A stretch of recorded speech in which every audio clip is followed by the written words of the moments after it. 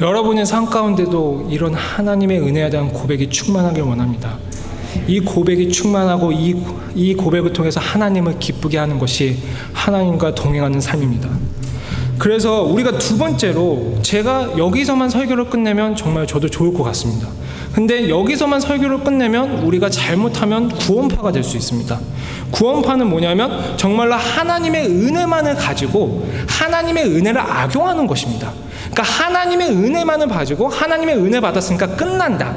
즉 다른 말로 하자면 하나님의 은혜를 받고 막 살자.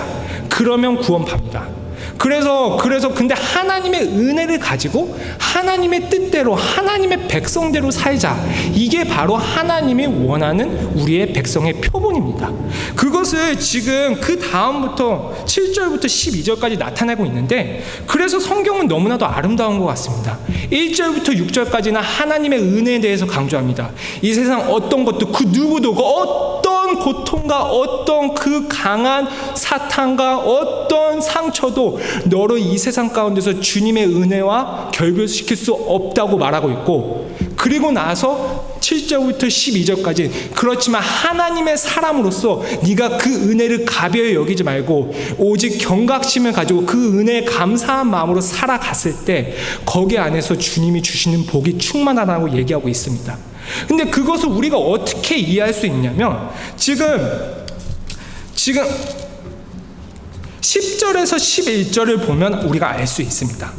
지금 10절에서 11절에 이렇게 나와 있습니다. 여호와께서 두 돌판을 내게 주셨나니 그 판의 글은 하나님의 친수로 기록하신 것이요 너의 총회의 날에 여호와께서 산상 불 가운데서 너에게 이르신 모든 말씀이니라. 40주야가 지난 후에 여호와께서 내게 돌판 곧 언약의 두 돌판을 주시고. 즉 이게 어떤 말이냐면 첫 번째 언약을 기억하십니까? 아브라함에게 했던 그 언약은 여러분이 사인하지 않았습니다. 하나님의 당신의 은혜와 하나님 당신의 열심으로 여러분은 이 땅 가운데 지금 이 교회에 있는 거고, 하나님의 열심으로 우리는 주 예수 그리스도를 시인하고 구원을 얻었고, 그리고 하나님의 은혜로 우리가 지금 이 자리에 있는 것입니다. 그렇지만 은혜를 받고 나서 하나님이 우리에게 막 살게 하지 않으려고 그 다음에는 두 번째 언약을 맺기를 원하신 것입니다. 그 두 번째 언약이 시나이, 즉 호렙산 시내산에서 맺은 하나님의 언약입니다. 근데 첫 번째 언약과 두 번째 언약이 다릅니다. 왜냐하면 첫 번째 언약 때는 우리가 사인하지 않았습니다. 우리가 사인할 필요가 없었습니다. 왜냐하면 아브라함은 잠들었고 하나님의 은혜로 우리가 구원을 얻었고, 아브라함은 그거를 통해서 하나님의 은혜를 깨달았습니다. 그렇지만 두 번째 시내산에서 하나님이 이스라엘 백성과 구원된 이스라엘 백성과 언약을 맺으러 그럴 때는, 이때는 하나님이 우리에게 계약서를 주면서 내가 여기 사인할 건데 읽어봐. 그리고 너 읽어봤어? 그러면 너도 사인할래? 그때 이스라엘 백성이 사인을 했습니다. 그게 바로 출애굽기 19장에 나와 있습니다. 출애굽기 19장의 17절부터 8절에 이렇게 나와 있습니다. 모세가 백성의 장로들을 불러 여호와께서 자기에게 명하신 그 모든 말씀을 그 앞에 진술하니 백성이 일제히 응답하여 가로되 여호와께서 자기에게 명하신 그 모든 말씀을 여호와께서 명하신 대로 우리가 다 행하리이다. 모세가 백성의 말로 여호와께 회보하매. 즉 언약은 이제는 구원을 이제 우리가 공짜로, 그리고 구원을 하나님의 은혜로 받았지만 이제 은혜를 받은 백성으로서 하나님과 두 번째 언약을 맺기를 원하는데, 그 언약은 이제는 우리가 서로 사인을 해야 되는 것입니다. 하나님, 내가 이제는 하나님의 은혜로 구원을 얻었습니다. 하나님의 은혜로 내가 이 자리에 있습니다. 그러나 이제 주님과 내가 새로운 언약을 맺기 원하는데, 그 언약은 내가 하나님의 아버지의 뜻대로 살기를 원한다는 언약입니다. 그 언약을 맺었을 때 거기 안에서 우리가 신명기 28장에 나와 있는 복을 얻을 수 있는 것입니다. 신명기 28장에는 여러 가지 복이 나와 있습니다. 언약을 지켰을 때의 복과 언약을 지키지 않았을 때의 복이 나와 있습니다. 그런데 여기서 말하는 그 언약을 지키든 말든 그것은 저의 첫 번째 아브라함과 맺었던 언약과 전혀 상관이 없습니다. 그렇지만 이제는 새로운 언약을 맺었는데, 그 새로운 언약은 우리에게 너무 중요한 이유가 뭐냐면 그 새로운 언약을 우리가 지키느냐 안 지키느냐에 따라서 우리가 복을 받냐 안 받냐가 결정이 되는 것입니다. 우리가 새로운 언약을 지키느냐 안 지키느냐에 따라서 우리의 첫 번째 아브라함과 받았던 언약하고 전혀 상관이 없습니다. 그것은 전적인 하나님의 은혜입니다. 그렇지만 우리가 막 쌓이지 말라고 하나님이 우리에게 복을 주시기 원해서 하나님이 우리로 하여금 정말로 주님이 주신 그 거룩한 복과 기쁨을 누리게 하기 위해서 새로운 언약을 맺었는데, 네가 나의 뜻대로 네가 이 계명을 지키고 네가 정말 나의 백성대로 살아가면 내가 너에게 복을 주고 내가 너에게 기쁨을 주고 내가 너의 자녀들에게 풍성한 양식과 모든 그 축복을 허락하겠다고 이렇게 얘기하고 있는 것입니다. 그래서 지금 이것을 우리가 어떻게 이해할 수 있냐면, 제가 이제 하나님과 어떻게 두 번째 언약을 맺었는지 간증을 하겠습니다.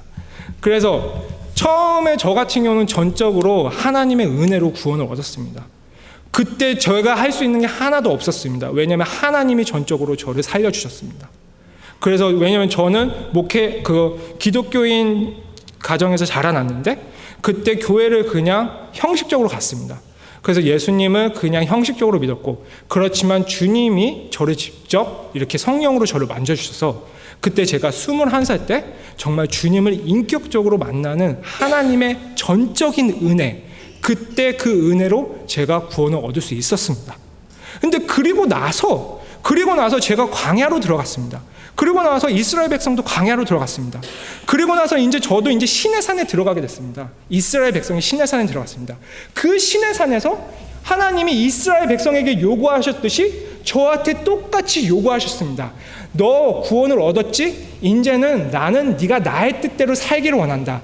네가 나의 뜻대로 살았을 때 내가 너에게 복을 주고 내가 너를 상대케 하고 너를 통해서 내가 큰 일을 행하겠다고 하나님 저에게 영감으로, 저에게 레마로 저에게 말씀하셨습니다. 그때 그래서 어떻게 말씀하셨냐면, 제가 이렇게 그 교회에서 이렇게 예배를 드리고 이렇게 찬양하고 있었습니다. 그래서 How great is our God. 그래서 하나님은 정말 위대하고 창조하신다, 이렇게 찬양을 하고 있었는데, 그때 갑자기 저한테 드는 생각이 뭐냐면, 하나님이 제가 예전에 부자일 때도 있고 가난할 때도 있었습니다. 근데 가난할 때는 제가 제일 좋아했던 음식이 우유랑 조리퐁이었습니다. 그래서 우유에다가 조리퐁을 말아 먹으면 너무나도 맛있었습니다. 근데 제가 제일 좋아했던 건 뭐냐면, 그 우유와 조리퐁을 먹었을 때가 아니라 우유랑 조리퐁을 다 먹고 나서의 그 초콜릿 우유, 그게 너무나도 맛있었습니다. 그래서 그 초콜릿 우유를 더 진하게 만들기 위해서 조리퐁을 어쨌든 2번 사고, 그래서 진하게 해가지고 그 조리퐁 우유를 먹고, 그거를 너무나도 어렸을 때 좋아했는데, 어렸을 때 그때 가난한 시기 때는 그 우유를 살 수가 없었습니다. 그래서 너무나도 그 우유랑 그 조리퐁을 먹고 싶었는데 먹을 수가 없었습니다. 그런데 제가 이제 다 장성해서 이제는 콜스나 우러스 가면 그 코코를 살 수 있습니다. 그 정도 돈은 있습니다. 근데 이제 그 정도 돈은 있는데, 이제 그때 갑자기 이렇게 찬양 다 장성해서 하나님께 구원을 받고 이렇게 차고 있는데, 하나님이 시내산에서 이스라엘 백성을 찾아오셨듯이 저에게 찾아오셨습니다. 그리고 나서 저에게 물어보셨습니다. 성진아, 네 평생에 냉장고에 우유가 없어도 너는 나를 경배하겠느냐? 네 평생에 냉장고에 우유가 없어도 너는 나를 평생 경배하겠느냐? 순간 어떻게 대답할 방법이 없었습니다. 왜냐하면 옛날 생각이 나고, 정말 평생인가? 그때 저는 결정을 했었어야 됩니다. 사인을 할 거냐 아니면 사인을 하지 말 거냐. 구원을 받았습니다. 그렇지만 하나님의 뜻대로 살 거냐, 하나님의 백성대로 살 거냐, 아니면 그냥 내 멋대로 살 거냐. 그때 제가 눈물 흘리며 주님께 고백했습니다. 주님, 내 평생에 냉장고에 우유가 없어도 내가 주님만을 경배하겠습니다. 그게 바로 제가 했던 사인입니다. 여러분, 오늘 이 오후에 주님은 여러분에게 똑같은 언약을 맺기를 원하십니다. 우리 모두 다 틀립니다. 그렇지만 하나님이 언약을 맺고자 하는 그 이유에 대해서는 정확히 알아야 됩니다. 하나님은 절대로 여러분을 괴롭히기 위해서 언약을 맺으려 그러는 게 아닙니다. 하나님은 정말로 여러분에게 그 신의 산에서 언약을 맺고자 하는 이유는 여러분의 복을 주기 위해서입니다. 그 언약을 맺고 나서 저에겐 복이 왔습니다. 그 언약을 맺고 나서 제 삶은 정말 새로워졌습니다. 그 언약을 맺고 나서 제 삶에 기쁨이 있었습니다. 그 언약을 맺고 나서 제 삶에 성령 충만이 있었습니다. 성령 충만을 통해서 가정이 회복되고, 그리고 이 세상 가운데서 내가 왜 살아가야 되는지를 알았습니다. 그 축복은 누구고 어떤 거하고도 바꾸지 않겠습니다. 여러분, 오늘도 사랑하는 예수님, 사랑하는 성령님께서 여러분에게 똑같은 이유로 언약을 맺자고 제시합니다. 여러분을 괴롭히려고 하는 게 아닙니다. 여러분을 복 주려고 하는 것입니다. 그 언약을 맺음으로써, 그 하나님께 신실함으로써 하나님이 주시는 그 축복이 여러분의 가정과 여러분의 삶과 여러분의 직장과 여러분의 모든 관계 가운데 충만케 하시기 원하시는 하나님의 사랑인 것입니다. 그 사랑을 받아들이십시오. 주님은 여러분을 괴롭히고 싶은 생각이 전혀 없습니다. 아브라함의 언약도 여러분을 사랑해서 맺으셨던 거고, 신의 산에서 그 언약도, 십계명도 여러분을 사랑해서 맺은 것입니다. 하나님과 언약 맺는 거 두려워하지 마시고 그 언약을 맺어서 주님이 주시는 그 귀한 복이 여러분의 가정과 사업과 관계와 재정 가운데 충만하게 주의 이름으로 축원합니다. 그래서 말씀을 맺겠습니다. 결론은 하나님의 은혜는 너무나 크고 아름다워서 우리가 갚을 수 없습니다. 하나님의 은혜는 너무나도 아름다워서 저희가 할 수 있는 게 하나도 없습니다. 오직 저희가 할 수 있고 하나님을 기쁘게 할 수 있는 것은, 나의 나된 것은 하나님의 은혜라는 고백입니다. 그리고 두 번째로, 여러분, 오늘 하나님께서 여러분에게 언제, 어느 때, 언제 직분에 대해서 언약을 맺자, 아니면 헌신에 대해서, 아니면 봉사에 대해서, 아니면 가정에 대해서 어느 때 성령으로 여러분에게 언약을 맺자고 제안하실 때 두려워하지 마시고 그 언약을 맺어서 하나님이 여러분에게 주시고 하자는 그 복을 꼭 받으시길 주님의 이름으로 축원합니다. 다 같이 기도하시겠습니다. 하나님, 주님의 그 은혜가 너무나도 감사합니다. 주님이 주시는 그 은혜에 너무나도 감사하고, 주님이 주시는 그 은혜를 저희가 정말 이제 가벼이 여기지 않고, 정말 하나님께 항상 나의 의 때문에 내가 이곳에 있는 게 아니라 하나님의 은혜 때문에 내가 이곳에 있겠다고 고백하겠습니다. 그리고 하나님이 언제라도 나에게 새로운 언약으로 헌신을 요구하시고 새로운 언약으로 나에게 새로운 삶을 요구하실 때, 내가 이제 주님을 오해함으로 그 언약을 거절하지 않고 주님이 나에게 복 주시려고 하신다는 그 믿음을 가지고 내가 그 언약을 받아들이기 원하오니, 주님이 주시고자 하는 그 복과 주님 내 지경을 넓혀 주시사 아버지, 내가 주님께 순종케 하여 주시옵소서. 그리하여서 주님이 주시는 복이 내 삶 가운데 충만케 하여 주시옵소서. 예수님 이름으로 기도합니다. 아멘. 다 같이 찬송하시겠습니다. 찬송가 448장 찬송하시겠습니다.